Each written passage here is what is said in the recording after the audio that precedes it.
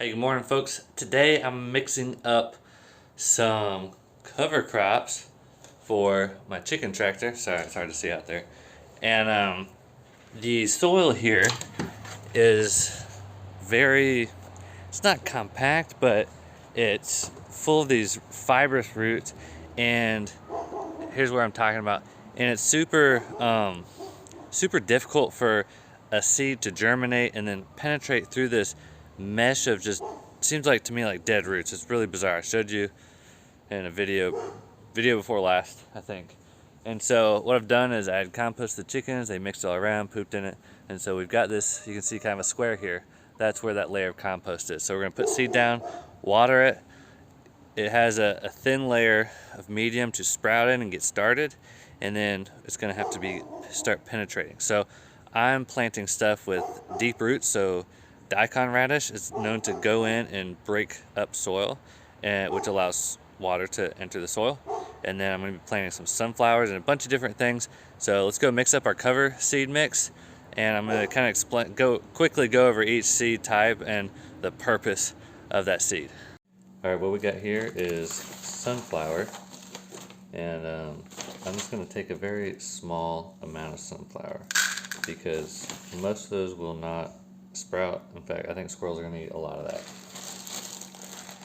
The other plant here is black-eyed peas. Don't need a ton of these either, just because the plant itself is so big and we're really just doing this for a very small area. But the sunflower has a strong taproot, so I'm hoping that punches holes through this mat of roots. And then the black-eyed peas, of course, are nitrogen fixers. And here we've got some tiny yellow clover, also known as sweet clover. So I'm just going to add a pinch of that because I got a lot more area to go, so I don't want to use all of that up.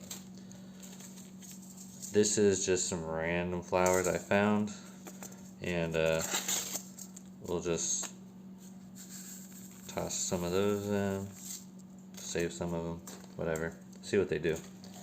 We've got some other flowers, so this might turn into a little pollinator patch, which would be super cool, but these seeds are tiny, so I don't want that many. There we go.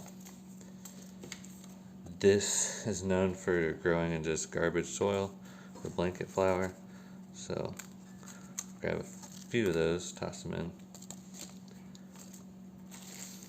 What do we got next here? Oh, this is some coneflower. This might even be an endangered species that I collected seed for, so we'll throw a little pinch in there. This is just a very small amount of partridge pea that I found a while back, so I'm just going to go ahead and use all of it. This is also a legume, so nitrogen fixer, great for wildlife, and a host for a type of butterfly, the golden cloudless sulfur is what it's called. Not golden, it's kind of yellow though. This is an unlabeled seed type, so we're just going to throw it in. I don't know what it is. I think it's some type of legume, but we'll see what it is. So that goes in. Yeah, these little bags are hard to get seeds out of. Cool. Alright. These are just some lentils, not very many. We'll toss those in for fun. It's also a nitrogen fixer.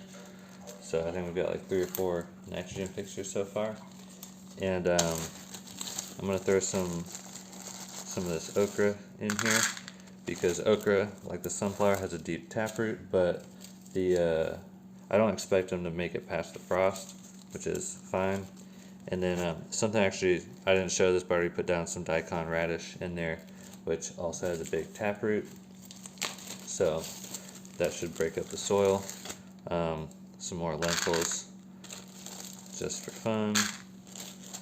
And then why not do some cucumbers, because when I got all these free seeds, I got so many packs of cucumbers, so we're gonna do cucumbers. So there's my little seed mix for this little patch of ground that my chickens have prepared for me.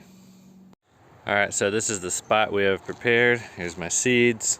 I like to just broadcast stuff because it's the easiest thing to do.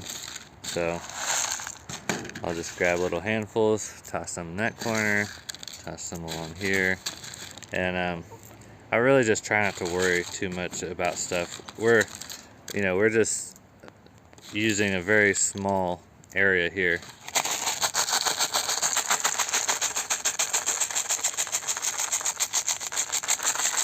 So if it's not perfect, it's okay.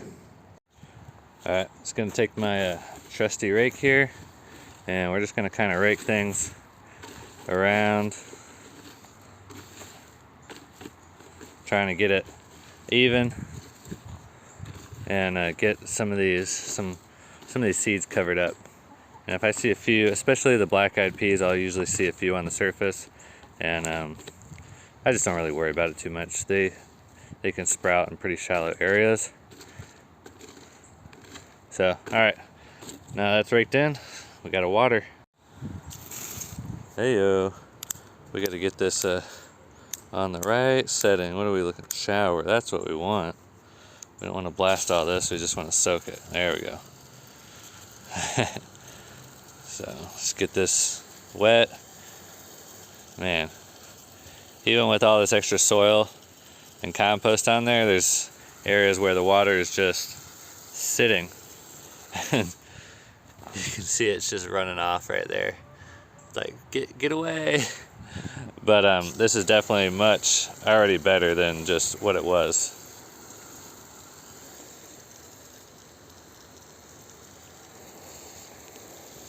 You can see the water just puddling up. That's terrible soil. Should not have water puddling up in your soil. So I'm just gonna keep it watered, water every day probably, and then when I start seeing stuff actually sprout, it's probably when I'm gonna slow it down. But as you can see, this water is just running off. The compost I put down, it's holding as much as it can, but right underneath that thin layer of compost is still this horrible hydrophobic soil. The water's literally running away. That's crazy. All right, so once I get some plants beginning to grow, they're gonna put their roots down, and roots are powerful. I'm sure you've seen a tree where it like completely uplifted a sidewalk or something. Obviously, we're not doing anything that dramatic back here, but roots are powerful, and so I'm really hoping these roots will stick through this thin layer of like rooty fibrous mesh, and then when that happens, it's going to have little pathways for water to infiltrate. And so once that happens, we can get some soil biology going, because right now there's nothing growing there, and so there's going to be basically no or very little soil biology. There's probably a remnant amount, and so once roots get down there and start feeding that biology, the bacteria sugars, then we're going to get stuff ramping up. And so it's all part of the restoration project, is just trying to get some life down in the soil. So my goal with these chickens is not just to regenerate soil just for the heck of it, but I want to regenerate it into pasture. So I actually threw oats down there. I forgot to show it, but I did it I think early this morning before it was even light. I was just too eager to get some seeds down. So there's actually oats on that spot. And you like my milk jug water? Yeah, chickens like it too. Hopefully. But anyway, so I want to figure out how to grow some pasture, because I may be able to raise some sheep in my backyard. I'm going to at least try and do like some micromanagement of sheep in the backyard and see how that works.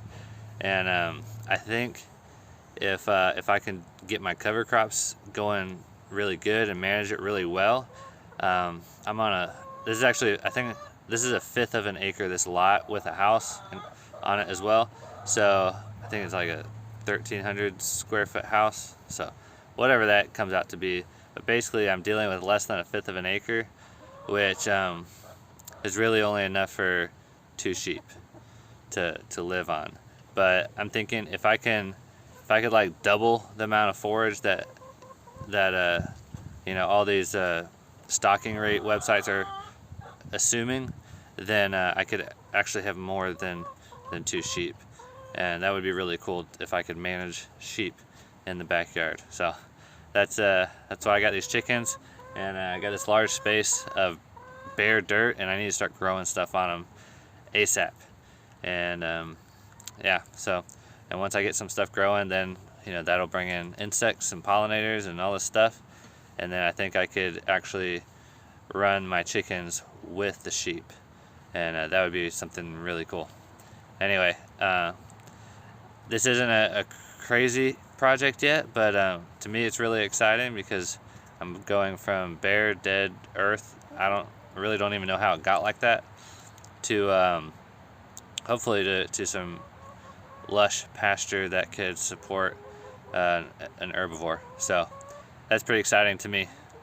But anyway, if you guys have, you know, even if you only have 1/10 of an acre, you might be able to run 2 sheep on it if you get your cover crops right. So I'm trying to figure it out for Florida. What does that look like? And once I get a established cover crop over the entire backyard, then I can start thinking about getting some sheep and see what that would look like. So be fun. But that's the whole purpose of all this. And so I'm also in the back of my mind thinking, what do sheep like to eat, and how do these plants interact with soil biology, and what do they help the soil do? And so number one, I need water to infiltrate that soil if I'm going to grow anything. And so that's step one. And then step two is considering what sheep actually like to eat. So that'll be another video here in the future. So have a great day, guys. Bye.